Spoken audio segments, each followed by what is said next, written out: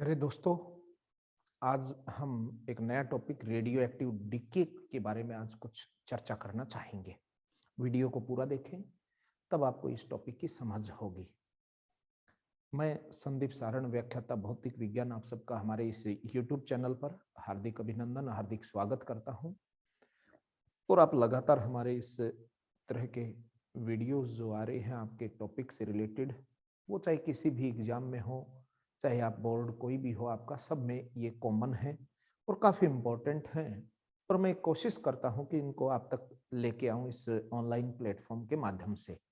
Video पूरा देखें और आपको अच्छी समझ बनेगी, ये मेरा एक विश्वास है। आज जो हमारा टॉपिक रहेगा वो रेडियो एक्टिव डीके के ऊपर रहेगा। कई बार क्वेश्चन पूछ भी लिए जाते हैं, रेडियो एक्टिव डीके क्या है और रेडियो एक्टिव डीके कितने टाइप के होते हैं, उनका प्रोसेस क्या है। हम सामान्यतः देखते हैं कि रेडियो एक्टिविटी एक फिनोमिना था जो spontaneous emission of radiation and particle. दो शब्द इसलिए यूज किए मैंने, रेडिएशन और पार्टिकल, क्योंकि इसमें तीन तरह की चीजें इमिट होती है। हमने देखा था कि यहाँ कोई एक रेडियो एक्टिव सैंपल लिया, तो इससे अगर हमने इलेक्ट्रिक फील्ड अप्लाई की, if we apply the electric field, then we see that this is the positive plate and this is negative plate. This radioactive element continues or spontaneously emit the radiation or emit the particle as the some particle move or deviate toward the positive plate and some move or deviate toward the negative, and there are some rays that do not deviate by this electric and magnetic field. This electric field, under the effect of this electric field, these rays are not deflected. The particle which deviate toward the positive plate have the negative nature, and the particle which bend toward the negative plate have the positive nature, and these are neutral.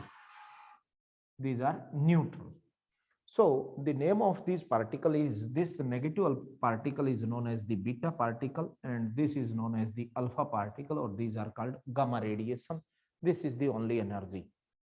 During the disintegration of this radioactive element, there are three rays or three type of decay take place. First decay is alpha decay, second is beta, and then gamma decay. In case of particle, alpha and beta decay take place, or in the form of energy or in the form of radiation, gamma decay take place. So we discuss one by one. As first, radioactive decay are three types. First is alpha decay, second is beta decay, and third is gamma decay. We explain one by one. First, we explain the alpha decay. To understand the alpha decay, first of all, we must know the basic property of alpha particle according to their mass number and according to their atomic number. Alpha particle is helium particle, helium ion particle. We can say that alpha particle equivalent to the helium ions, and helium have the atomic number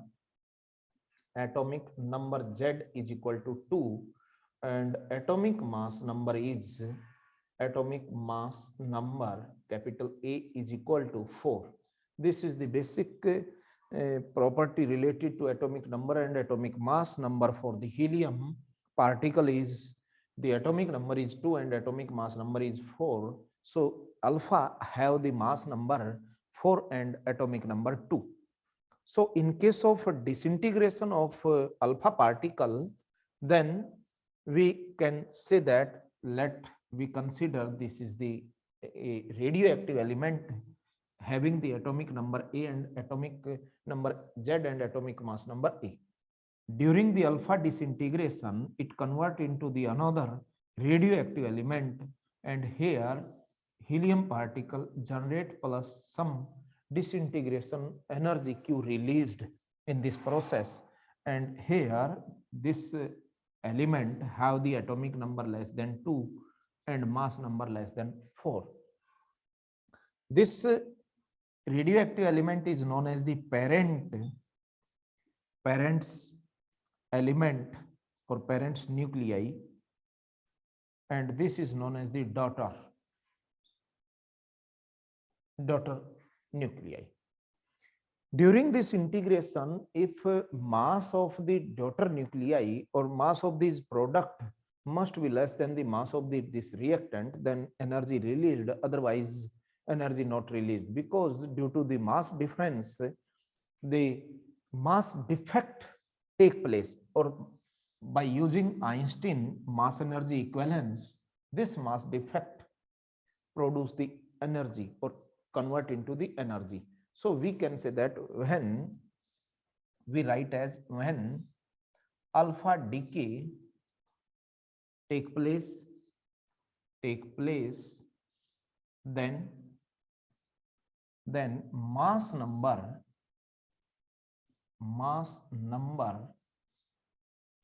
of nucleus or mass number of radioactive element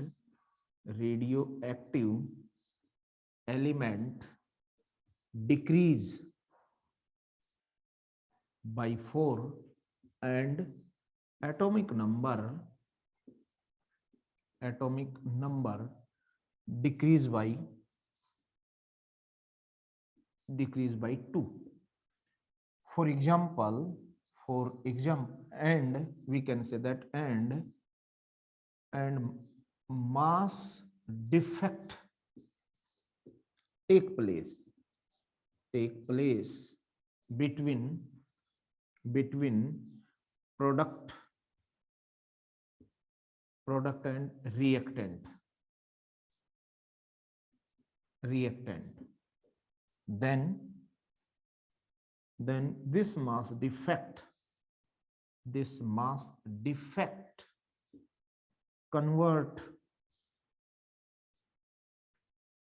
into energy by using mass energy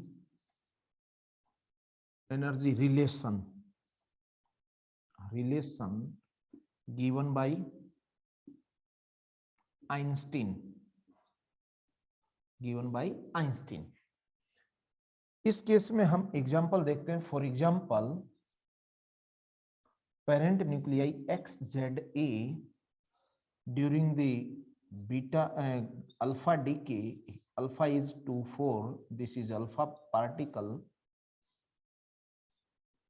plus energy Q released, and this decrease their atomic number by 2 and atomic mass number by 4. So this is called the parent nuclei. This is parent nuclei, and this is daughter nuclei, and last is alpha particle. This is the alpha decay.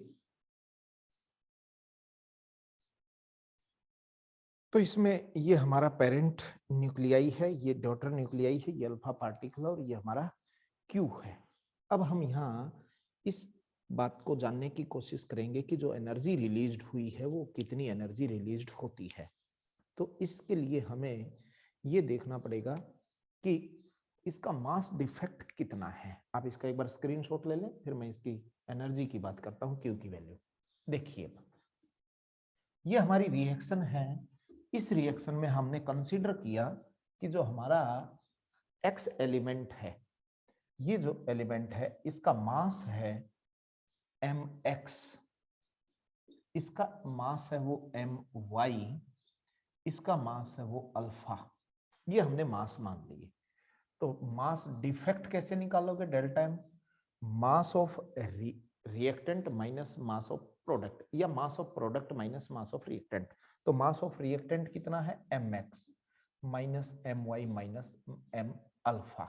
यानी इसका मास ज्यादा है, इनका मास कम है, तब जाके ये reaction proceed होती है.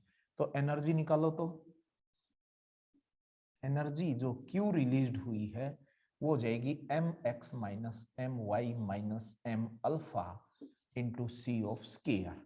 ये आपकी एनर्जी रिलीज्ड हुई है इस अमाउंट में. तो अगर इस पे न्यूमेरिकल आ जाए तो हम आसानी से सोल्व कर सकते हैं. और एक बात ध्यान रखनी है कि जो ये हमारा पेरेंट न्यूक्लियाई ये रेस्ट पे है। किस पे है? ये रेस्ट पे है। ये तो रेस्ट पे है तो ये मोशन में है, तो क्यू एनर्जी इसमें टोटली काइनेटिक एनर्जी होगी। Here we can write here x is at rest, then q is only kinetic energy here। यहां केवल काइनेटिक एनर्जी रहेगी। तो इस फॉर्मूले का यूज करके आप अल्फा डीके और इसमें कितनी एनर्जी रिलीज होती है आराम से आप सोल्व कर सकते हैं। इसका एक बार स्क्रीनशॉट ले लें, फिर हम बात करते हैं बीटा डीके की। बीटा डीके में क्या होता है कि आप इसको पहले थोड़ा सा समझने की कोशिश करें। कोई भी डिसइंटीग्रेशन होगा किसी एलिमेंट का, मान लीजिए ये एक्स एलिमेंट है रेडियो एक्टिव, इसका डिसइंटीग्रेशन हुआ। उस डिसइंटीग्रेशन में बीटा पार्टिकल इमिट होंगे। तो दो तरह के पार्टिकल इमिट होते हैं, साइमल्टेनियसली इमिट हो सकते हैं, एक आपका पॉजिटिव और एक आपका नेगेटिव। ये जो नेगेटिव वाला है इसको तो बोलते हैं हम इलेक्ट्रॉन। क्या बोलेंगे? इसका नाम है इलेक्ट्रॉन। और ये जो पॉजिटिव वाला है इसको बोलते हैं पॉजिट्रॉन। और पॉजिट्रॉन और इलेक्ट्रॉन दो चीजें, यानी इसको हम बीटा पॉजिटिव और इसको हम बीटा नेगेटिव पार्टिकल बोलते हैं। इस बात को कंफर्म करें। तो इससे हमें क्या बेनिफिट मिला है? इससे बेनिफिट मिला कि इलेक्ट्रॉन और जो पॉजिट्रॉन है दोनों अगर इससे इमिट हुए हैं, अगर बीटा पॉजिटिव अगर एमिशन टेक प्लेस करता है या beta negative emission take place करता है, दोनों के केस में क्या होगा? मास नंबर के ऊपर कोई भी इफेक्ट नहीं आएगा। There is no change in mass number of this parent nuclei, but in case of daughter nuclei atomic number either increased by 1 और डिक्रीज्ड बाय 1, या तो एक से इंक्रीज होगा या एक से डिक्रीज होगा। अगर आपका बीटा पॉजिटिव है तो डिक्रीज होगा, डिक्रीज बाय 1, कौन? Z। और अगर ये केस है तो इंक्रीज बाय 1, इंक्रीज बाय 1। तो Z की वैल्यू या तो इंक्रीज होगी या डिक्रीज होगी, इस बात को आप ध्यान रखें। अगर आपका बीटा पार्टिकल पॉजिटिव चार्ज या नेगेटिव चार्ज पार्टिकल इमिट होते हैं, अगर आपका बीटा पॉजिटिव पार्टिकल इमिट होता है तो हमें यहां पता लग गया है कि during the beta positive mass number है वो डिक्रीज हुआ है 1 से, और ड्यूरिंग नेगेटिव वो आपका 1 नंबर से इंक्रीज होता है एटॉमिक मास नंबर। अब यहीं पे हम क्या चीज देखते हैं कि जब बीटा पार्टिकल आपका पॉजिटिव इमिट होता है तो इस केस में एक पार्टिकल और निकलता है जिसको हम न्यूट्रिनो बोलते हैं, न्यूट्रिनो। और इसके केस में जो निकलेगा वो एंटी न्यूट्रिनो पार्टिकल इमिट होगा। इसका एक बार आप पिक्चर ले लें, फिर मैं इसको एक सिस्टम से लिखवा देता हूं। इसका एक आप स्क्रीनशॉट ले लें। ले लिया होगा स्क्रीनशॉट आपने? देखिए अब हम बात करते हैं ड्यूरिंग द बीटा डीके। ये मैंने एक इसका जर्नल व्यू आपको समझाया है। यहां मैं लिखूंगा कि during beta decay either beta positive और beta negative emission take place,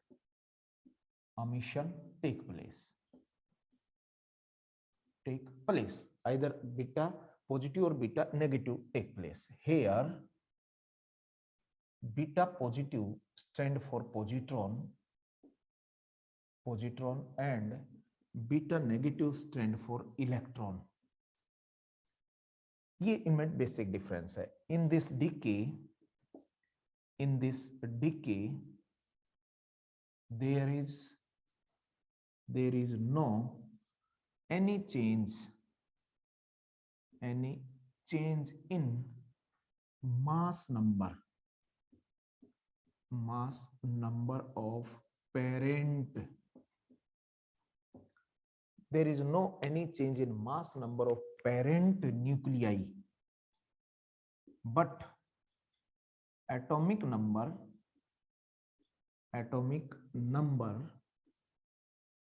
increased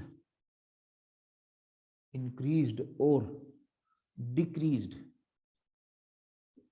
by 1। तो मैं यहां आपको रिएक्शन लिखता हूं, इन बीटा पॉजिटिव रिएक्शन। अगर बीटा पॉजिटिव रिएक्शन है तो क्या अफेक्ट पड़ेगा? ये आपका पेरेंट न्यूक्लियाई है ZA, यहाँ आपका ड्यूटर न्यूक्लियाई बना, एटॉमिक मास पे कोई इफेक्ट नहीं है, E 0+ है, इसी को बीटा पॉजिटिव कहा हमने। बीटा पॉजिटिव के साथ न्यूट्रिनो निकलता है, तो यहाँ आपका एटॉमिक मास नंबर है वो 1 से कम हो जाएगा, ये +1 है। और इन बीटा नेगेटिव रिएक्शन के अंदर क्या हो जाएगा, आपका ZA है, इस रिएक्शन में आपका पेरेंट न्यूक्लियाई जो बनेगा, डॉटर न्यूक्लियाई जो बनेगा, E-1 है, 0, यानी ये बीटा नेगेटिव है, प्लस यहाँ एंटी न्यूट्रिनो निकलेगा और इसका एटॉमिक मास नंबर 1 से बढ़ जाएगा, क्योंकि law of conservation of mass को इसको फॉलो करना है। इस बात का आप ध्यान रखेंगे। मैंने एक साथ सारी चीजें लिखने की कोशिश की है कि न्यूट्रिनो, एंटी न्यूट्रिनो, ये सब चीजें कैसे इसमें चेंज होती हैं। तो इस बात को आपको ध्यान रखना है कि ऐसी प्रोसेस हो तो ये ऊपर वाली जो प्रोसेस है वो बीटा पॉजिटिव डीके है और ये वाली बीटा नेगेटिव डीके है। इस तरह की रिएक्शन आपकी जब भी प्रोसीड होगी तो आपका पेरेंट न्यूक्लियाई है वो आपका ड्यूटर न्यूक्लियाई में कन्वर्जन हुआ है, तो इस केस में कुछ एनर्जी भी रिलीज होती है और वो एनर्जी आप इस प्रोसेस में देख सकते हैं। यहाँ जो बेसिक चीज आई है, during the beta decay 2 new particle का जनरेशन हुआ है, एक न्यूट्रिनो और एक एंटी न्यूट्रिनो। दोनों की सारी प्रॉपर्टी सेम है लेकिन इनके चार्ज में डिफरेंस होता है। जो आपका बीटा नेगेटिव और बीटा पॉजिटिव है, ये एक चीज को एक्सप्लेन करता है कि जब हम बीटा डीके के ग्राफ को पढ़ते थे, जब इसकी न्यूट्रिनो हाइपोथेसिस जब कंसेप्ट पढ़ेंगे तो वहां हम देखते हैं कि न्यूट्रिनो नहीं था इसमें। तो उस समय जब इस रिएक्शन के केस में हमने जब इसका स्पेक्ट्रम को देखा तो वो स्पेक्ट्रम आपका कैसा मिल रहा था, आपका वो स्पेक्ट्रम आपका डिस्क्रीट नेचर में मिलता था। तो उस समस्या को सोल्व करने के लिए न्यूट्रिनो का हाइपोथेसिस आया और जिसने इस न्यूट्रिनो हाइपोथेसिस ने law of conservation of energy और law of conservation of momentum दोनों को वेरीफाई किया और इसकी वजह से हम ये कह पाए कि इसका जो आपका क्या कह सकते हैं उसको स्पेक्ट्रम है वो आपको प्रॉपर स्पेक्ट्रम ऑब्टेन हुआ। तो ये चीज इसके लिए काफी इंपॉर्टेंट थी। ये बीटा डीके आप आराम से इससे समझ सकते हैं। मैं अब आपको एक तरीका और बताता हूं इसमें कि अगर आप पीरियोडिक टेबल की बात करें तो यहां आप देखेंगे कि एटॉमिक नंबर है जो आपका वो कम हुआ है जब बीटा पॉजिटिव डीके है। तो इसका मतलब हुआ कि इसमें जो एलिमेंट है पीरियोडिक टेबल में एक स्टेप पीछे खिसक जाएगा और यहाँ आपका एटॉमिक नंबर बड़ा है, तो इस स्टेज में आपका जो एलिमेंट है उसकी पोजीशन पीरियोडिक टेबल में एक स्टेप आगे की ओर चली जाएगी। एक बात और समझ लें कि ये एलिमेंट और ये एलिमेंट दोनों के दोनों क्या है, आइसोबार हैं। ये कैसे हैं, आइसोबार। आइसोबार की डेफिनेशन हमने पढ़ी थी कि वे एलिमेंट जिनका एटॉमिक मास नंबर सेम हो लेकिन एटॉमिक नंबर डिफरेंट हो उनको हम आइसोबार कहते हैं। तो आप इसका एक स्क्रीनशॉट ले लें, फिर मैं आपको गामा डीके के बारे में बताता हूं। देखिए in case of gamma decay क्या होता है, गामा एनर्जी है। एक बात आप समझने की कोशिश करें कि जिस तरीके से एटम के हमने एनर्जी लेवल की बात की थी, जैसे हम कोई भी एक एटम की कंस्ट्रक्शन पढ़ते थे, ये न्यूक्लियस है, ये फर्स्ट एनर्जी लेवल है, ये सेकंड एनर्जी लेवल है, ये थर्ड एनर्जी लेवल है, 1s 2s 2p, इस तरीके से हमने एनर्जी लेवल की बात की थी। तो नोट करना कि ये एनर्जी लेवल थी, इनकी एनर्जी इलेक्ट्रॉन वोल्ट या किलो इलेक्ट्रॉन वोल्ट में होती है, यानी energy of the electron revolving in the different energy level have the energy in the form of electron volt or kilo electron volt. Like these nucleus also have the energy level.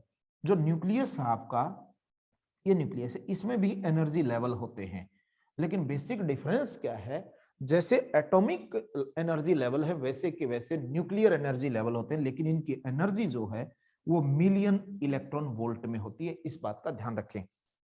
कई बार बच्चों को बहुत confusion होता है, मैं यहाँ स्पष्ट कर दूं आप लोगों को कि जब भी आपका इलेक्ट्रॉन बीटा एमिशन हुआ था और बीटा एमिशन में जो एनर्जी जो इलेक्ट्रॉन इमिट हुआ है हमें कैसे पता लगे कि ये एटम के न्यूक्लियस से इलेक्ट्रॉन जनरेट हुआ है या उसके सराउंडिंग इलेक्ट्रॉन को जनरेट किया गया है, यानी जो एमिशन हुआ है। ऐसा भी तो हो सकता है जब हम रेडियो एक्टिव डिसइंटीग्रेशन हो तो एटम का जो बाहर के एनर्जी लेवल थे, न्यूक्लियस के सराउंड में जो एनर्जी लेवल है, उससे एनर्जी बाहर, उससे इलेक्ट्रॉन बाहर आया हो। तो उसकी पहचान ये है कि जो इलेक्ट्रॉन इमिट हुआ, अगर उसकी एनर्जी इलेक्ट्रॉन वोल्ट या किलो इलेक्ट्रॉन वोल्ट में हो तो वो सराउंडिंग इलेक्ट्रॉन होगा। अगर उस इलेक्ट्रॉन की एनर्जी आपकी मिलियन इलेक्ट्रॉन वोल्ट में हो तो वो न्यूक्लियस से जनरेट हुआ होगा। ये आपको ध्यान रखना है, तो आप इस बात का ध्यान रखेंगे। तो गामा डीके में क्या होता है, गामा डीके के अंदर जैसे ये हमारा पेरेंट न्यूक्लियाई है ZA, इसके स्टार लगा दिया। स्टार का मतलब हो गया ये एक्साइटेड स्टेट के अंदर है। तो यहां पर जो आपका पेरेंट न्यूक्लियाई है, इसकी स्ट्रक्चर नहीं बदलेगी, और जब इसकी स्ट्रक्चर नहीं बदलेगी, केवल एनर्जी को इमिट करेगा in the form of photon. इस ध्यान रखना है कि in gamma decay, in gamma decay, in gamma decay there is no change in atomic mass number A and atomic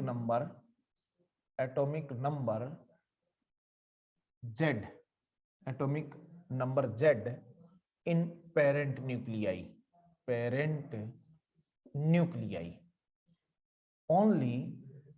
Only change in the energy, यहां केवल energy में change होगा, इसके एटॉमिक नंबर या एटॉमिक मास में कोई भी change नहीं होता। तो यहां जो ये स्टार है, ये आपका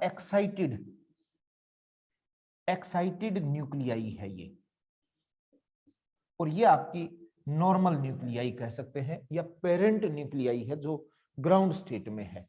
ये एक्साइटेड का मतलब होता है कि इसकी एनर्जी है वो ज्यादा है और इसकी एनर्जी कम है। इसमें Z और A में कोई भी अफेक्ट नहीं होता। एलिमेंट है या आपका न्यूक्लियस है वो वैसे का वैसा रहता है।